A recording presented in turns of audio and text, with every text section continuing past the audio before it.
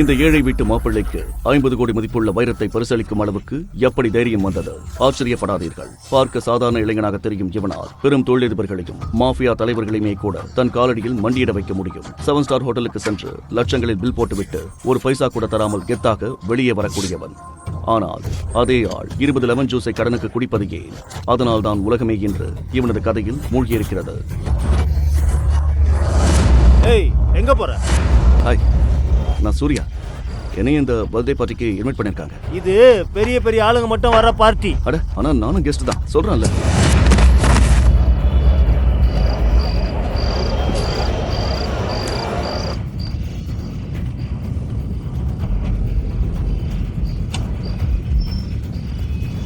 Guys, just look at this idiot. இவன் சொல்றான் கௌதம் சாரோட பர்த்டே பார்ட்டிக்கு இவனையும் இன்வைட் பண்ணிருக்காங்களா? பிரீத்தி பேபி, வா, நம்ம வீட்டுக்கு போலாம். Come baby. பிரீத்தி, உனக்கு இந்த பிச்சைக்காரன் யாருன்னு தெரியுமா? No, not at all. நீ யாரா? இந்த பிச்சைக்காரன் யாரு? இந்த பார்ட்டியில இவன் என்ன பண்றான்? Who the hell are you? இதை கேட்டதும் சூர்யாவுக்கு தூக்கி வாரி போட்டது. பிரீத்தி சூர்யாவை இப்படி அசிங்கப்படுத்துவது இது முதல் முறை அல்ல. பிரீத்தி, சரி வா போலாம். நீ ரொம்ப குடிச்சிருக்க. Seems your high. வீட்டுக்கு போலாம், வா, கம். ஹேய் உதவாக்கற, இங்க இருந்து ஓடி போயிடு. செக்யூரிட்டி, இந்த குப்பையை தூக்கி வெளியில போடுங்க.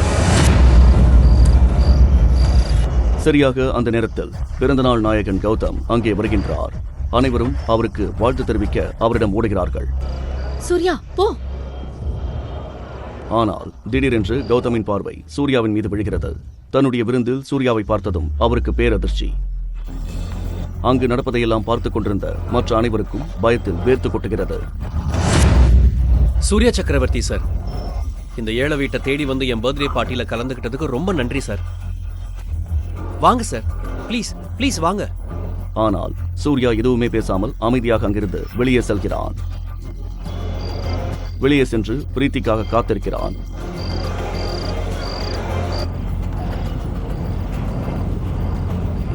பார்ட்டி முடிந்ததும் பிரீத்தி போதையில் தள்ளாடிக்கொண்டே வெளியே வருகிறாள்.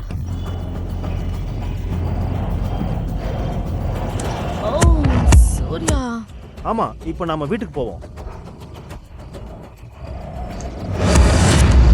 என்னோட வைஃப். போலாம். நீ வந்துட்டியா? எஸ். அப்போ நம்ம வீட்டுக்கு போறோமா? ஆமா, மெதுவா மெதுவா.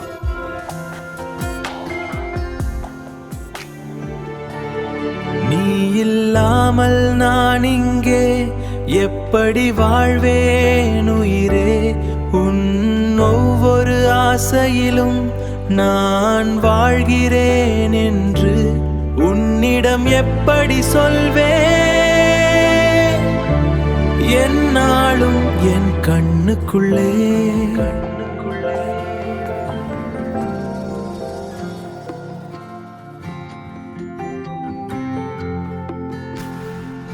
அவளை அழைத்துக் கொண்டு சூர்யா எப்படியோ தன்னுடைய மாமியார் வீட்டிற்கு வந்து சேர்க்கிறான்.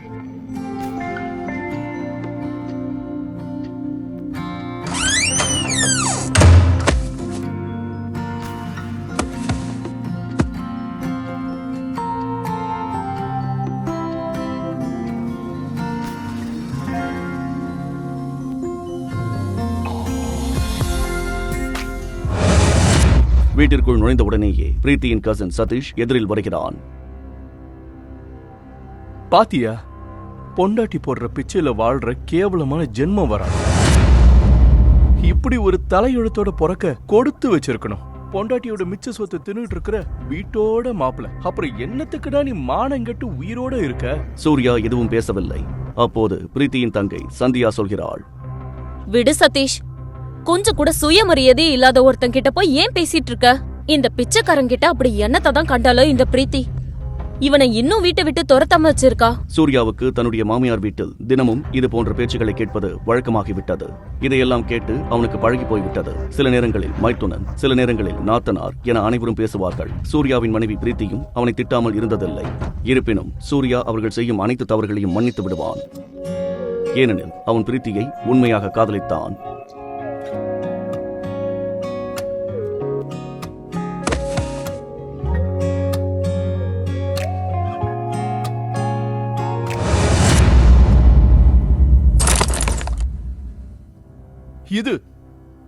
இதுதான் உன்னோட உண்மையான நிலைமை.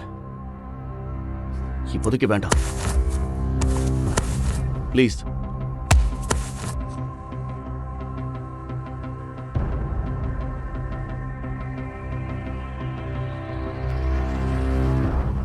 என்ன பத்தின உண்மை உங்களுக்கு தெரிய வர்ற அன்னைக்கு இருக்கு சம்பவம். அவனுக்கு இருந்த ஏதோ ஒரு கட்டாயத்தினால்தான் இவ்வளவு கேவலமான வாழ்க்கையை வாழ வேண்டியிருந்தது.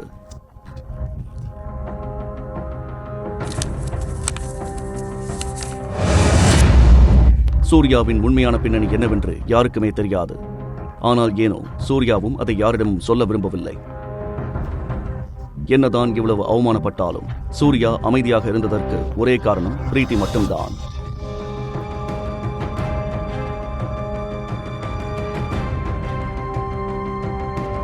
ஆனால் அவனை வீட்டு வேலைக்காரர்கள், மைத்துனன், நாத்தனார் மட்டுமின்றி அவனது மாமியாரும் சேர்ந்துதான் அவமானப்படுத்தினார்கள். உண்மையில் பிரீத்தியை சூர்யாவிடமிருந்து விவாகரத்து செய்ய வைப்பது மட்டுமே அவளது அம்மாவின் ஒரே குறிக்கோளாக இருந்தது. இதுல கையெழுத்து போட்டு ரெடியா வச்சுக்கோ.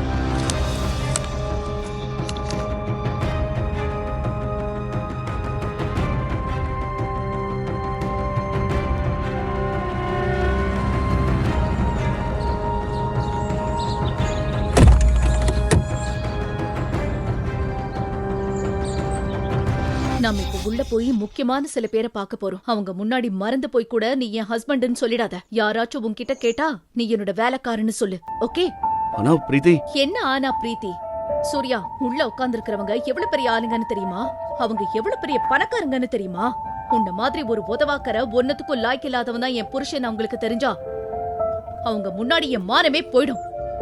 நான் ரொம்ப அசிங்கப்பட்டு போயிடுவேன். அதனால நான் சொல்றத மட்டும் ஒழுங்கா செய், புரியுதா? சரி பிரீத்தி. பிரீத்தி தன் ஏழை கணவன் சூர்யாவை இவ்வாறு கேவலப்படுத்துவது ஒன்றும் முதல் முறை அல்ல. பிரீத்தியும் அவளது குடும்பத்தினரும் சூர்யாவை ஒரு தெருநாயை விட கேவலமாகவே கருதினார்கள். ஆனால் சூர்யா யார் பேச்சையும் பெரிதாக பொருட்படுத்தவில்லை. ஏனெனில் அவன் தன் மனைவி பிரீத்தியின் மீது அளவு கடந்த அன்பு வைத்திருந்தான். இப்போது பிரீத்தி தன் தோழி ஸ்னேகாவுடன் சேர்ந்து திமிர் பிடித்த சில பணக்கார நண்பர்களை பார்ப்பதற்காக ஒரு ஹோட்டலுக்கு செல்கிறாள். உனக்கு கடைசி வார்னிங் தர சூர்யா. இன்னைக்கு அங்க வந்து ஏதாச்சும் டிராமா பண்ணி தொலைச்சிடாத. பிரீத்தியும் ஸ்னேகாவும் உள்ளே செல்கிறார்கள். சூர்யா அவர்களின் பைகளை தூக்கிக் கொண்டு ஒரு வேலைக்காரனைப் போல அவர்களுக்கு பின்னால் செல்கிறான். உள்ளே திமிர் பிடித்த பணக்கார இளைஞர்களான பிரதாப், இன்பா மற்றும் Ashwin அமர்ந்திருக்கிறார்கள்.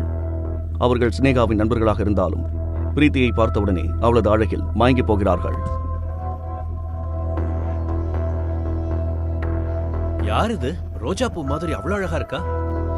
Oh, she is my best friend, Preeti. Hi Preeti. சூர்யாவின் பழைய உடையையும் பெய்ந்த செருப்புகளையும் பார்த்து கேலியாக கேட்கிறான் இன்பா. ஆனா இந்த ரோஜா பூ கூட இருக்கிற இந்த முள் யாரு?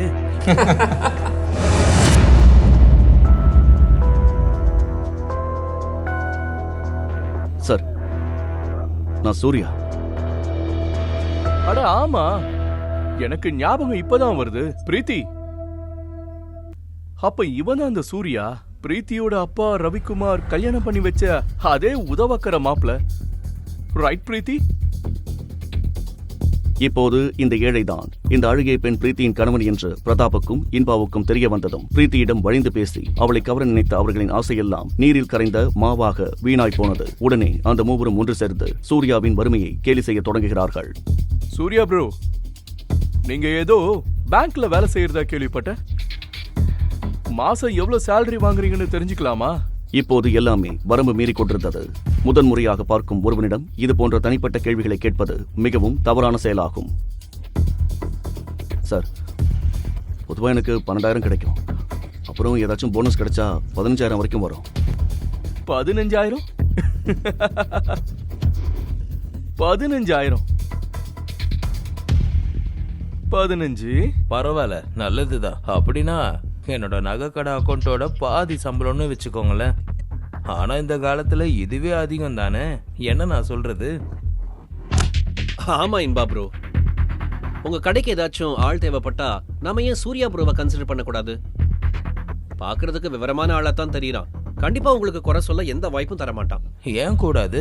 அதாவது கண்டிப்பா அவருக்கு ஒரு 20-25,000 சம்பளம் தரலாம். சூர்யா ப்ரோ, ஒன்று பண்ணுங்க, நாளைக்கே வந்து வேலையில சேர்ந்துருங்க. அவன் நினைத்திருந்தால் அவர்கள் மூவரையும் விலைக்கு வாங்கும் ஆற்றல் அவனிடம் இருந்தது. ஆனால் இந்த ஏழைதான் சூர்யா சக்கரவர்த்தி என்ற உண்மை பிரீத்திக்கும் அவளது குடும்பத்தினருக்கும் கூட தெரியாமல் இருந்தது. அது என்னன்னா மிஸ்டர் இன்பா, உங்க ஆஃபருக்கு ரொம்ப நன்றி. உண்மையில என்னை பத்தி இவ்வளவு யோசிச்சதுக்கு நான் கடமைப்பட்டிருக்கேன். ஆனா என்னன்னா, எனக்கு நகைகளை பத்தி எந்த ஐடியாவும் இல்லை. So I am sorry. இதற்கிடையில் ஸ்னேகாவின் பணக்கார நண்பர்கள் பேசும் வீண் பேச்சை கேட்டு பிரீத்திக்கு எரிச்சலாக இருந்தது.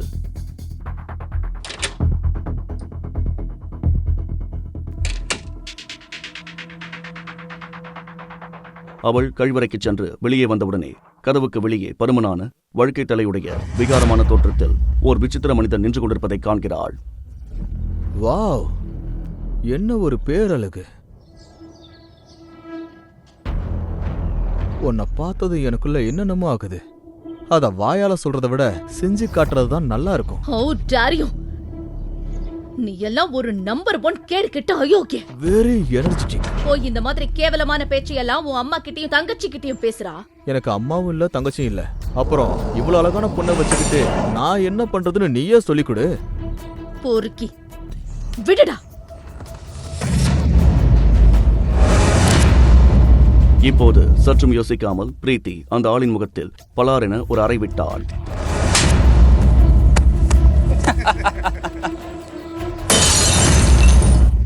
பயத்தில் தன் கண்களையும் மூடிக்கொண்டாள். ஆனால் அந்த பாட்டில் பிரீத்தி மீது படவே இல்லை. என்ன நடந்திருக்கும் என்று பார்ப்பதற்காக பிரீத்தி மெதுவாக கண்களை திறந்தாள். கண்களை திறந்ததும் ஒரு பலமான கை அந்த பாட்டிலை பிடித்து நிறுத்தியிருப்பதை பிரீத்தி பார்க்கிறாள்.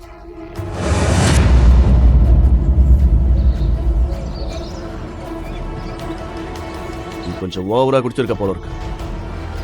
இந்த இடத்த விட்டு நீ பத்திரமா உயிரோட போகணும்னு நினைச்சா முதல்ல என் பொண்டாட்டி கிட்ட மன்னிப்பு கேளு. இப்போ உனக்கு காட்டுறேன்டா என்னோட போதை எவ்வளவு அதிகமா இருக்குன்னு.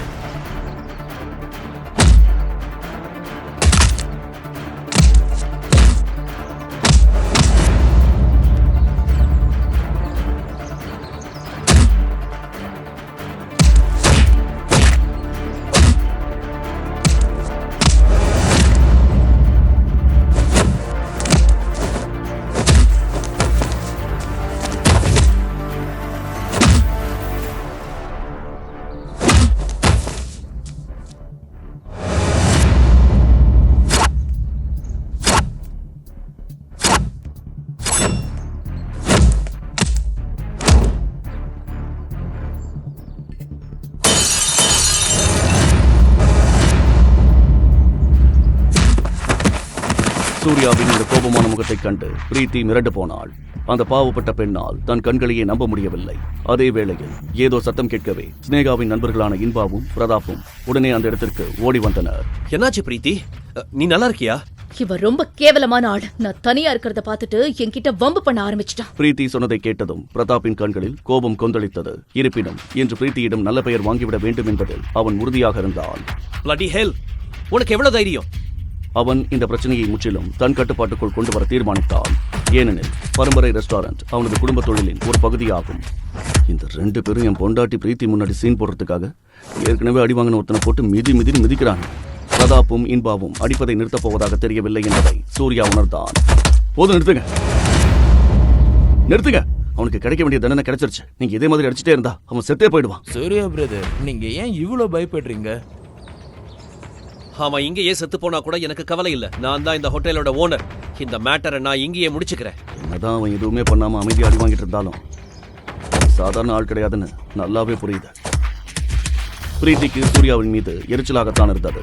ஆனாலும் இவ்வளவு பெரிய ஹோட்டலில் இப்படி பிரச்சனை செய்வது சரியில்லை என்று நினைத்தாள்.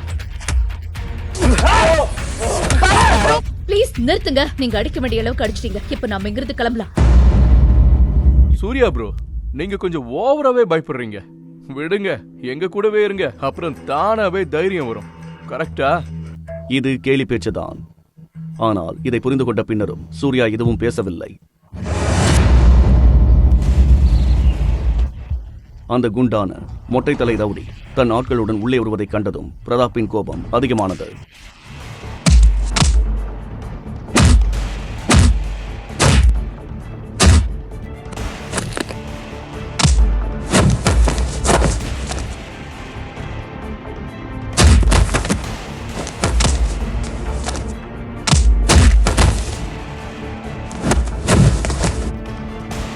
பிரதாப் ஒன்றும் சாதாரண ஃபைட்டர் இல்லை. அவன் கராத்தேயில் பிளாக் பெல்ட் வாங்கியவன். ராக்கி நாட்கள் ஒவ்வொருவரையும் பிரதாப் அடித்து வீழ்த்தினான்.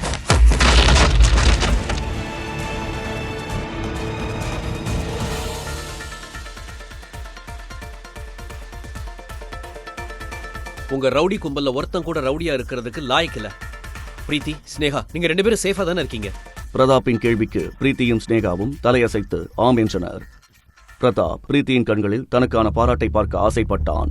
ஆனால் பிரீத்தியின் பார்வை அவளது கணவன் சூர்யாவின் மீது மட்டுமே நிலைத்திருந்ததை அவன் கவனித்தான். ஆனால் சூர்யாவோ ஐஸ் பேக்கை பிடித்தபடியே அமைதியாக அந்த ரவுடிகளை பார்த்துக் கொண்டிருந்தான். வாடா என் சிங்கக்குட்டி, பிரதாப் என் மச்சான், நீ நிஜமாவே கலக்கிட்ட. இவனுங்க இனிமே நம்மள தொந்தரவு பண்ணுவாங்கன்னு எனக்கு தோணல. ஆனா இந்த உதவாக்கரைங்களை என்ன பண்றது? யாரையாச்சும் கூப்பிட்டு இவனுங்களை தூக்கி போட்டு புதைச்சிருவா? இன்பாவிற்கு எதையும் செய்ய துணிச்சல் இல்லை என்பதால் தன்னை மிகைப்படுத்தி காட்டவே முயற்சி செய்து கொண்டிருந்தான்.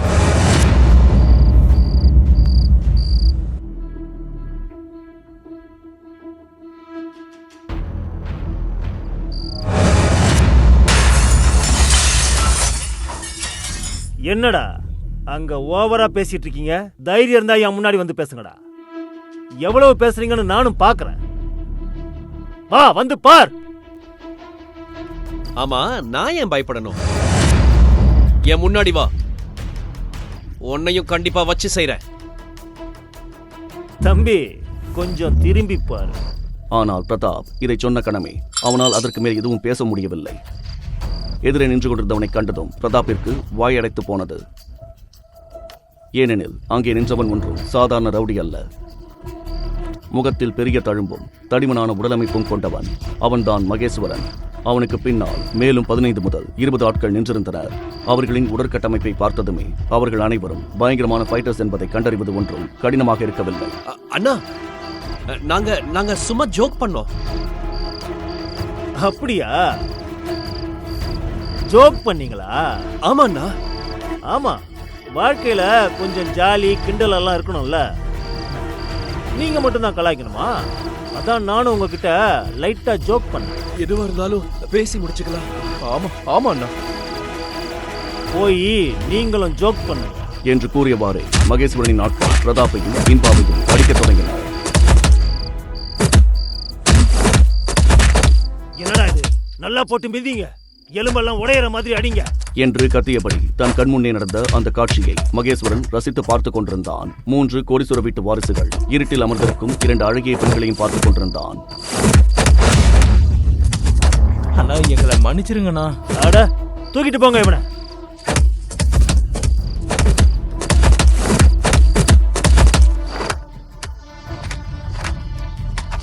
மகேஸ்வரன் மற்றும் மூவரை பற்றியும் கவலைப்படாமல் வலியால் துடித்துக் கொண்டிருந்த அந்த 3 பணக்கார வீட்டு வாரிசுகளை மட்டுமே பார்த்துக் கொண்டிருந்தான். அப்போது மகேஸ்வரனின் ரவுடி ஒருவன் பெரிய இரும்பு ராடு ஒன்றை கையில் எடுத்தபடி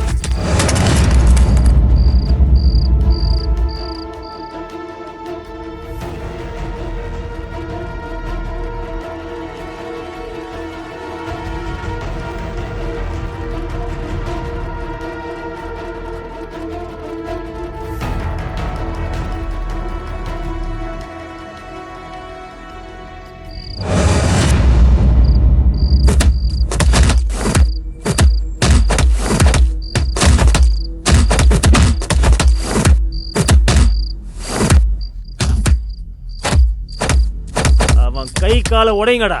அப்புறம் அவன் வாயை மூடலனா மண்டையை அடிச்சு உடைச்சிட்டு 11ஆம் நாள் காரியத்துக்கு அவனோட பணக்கார அப்பனுக்கு 2 கோடி அனுப்பி வைங்கடா. போதும், நிறுத்துங்க. பிரீத்தி கோபமாக கத்தினாள். அந்த சத்தம் வந்த திசையை நோக்கி மகேஸ்வரன் திரும்பி பார்த்தபோது அதிர்ச்சியில் அவனது கண்கள் விரிந்தன. அவனால் தன் கண்களையே நம்ப முடியவில்லை. மகேஸ்வரனின் இந்த மாற்றத்தைக் கண்டு சுற்றியிருந்த அனைவரும் திகைத்து நின்றனர். மகேஸ்வரன் போன்ற ஒரு பெரிய கேங்ஸ்டர் பிரீத்தியின் இல்லை சூர்யாவின் குரலை கேட்ட மாத்திரத்திலேயே ஏன் இப்படி வேர்த்து விறுவிறுத்து நிற்கிறான்?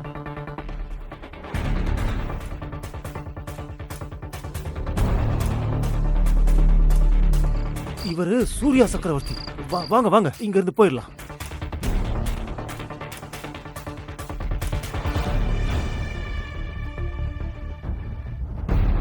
மகேஸ்வரனும் சூர்யாவும் ஏற்கனவே நேருக்கு நேர் மோதி இருக்கிறார்களா? சூர்யா உண்மையிலேயே ஒரு ரகசிய செல்வந்தரின் வாரிசா? அப்படியென்றால் அவன் ஏன் ஒரு பணக்கார குடும்பத்து ஏழை மாப்பிள்ளையாக இப்படி அவமானங்களை சுமந்து வாழ வேண்டும்?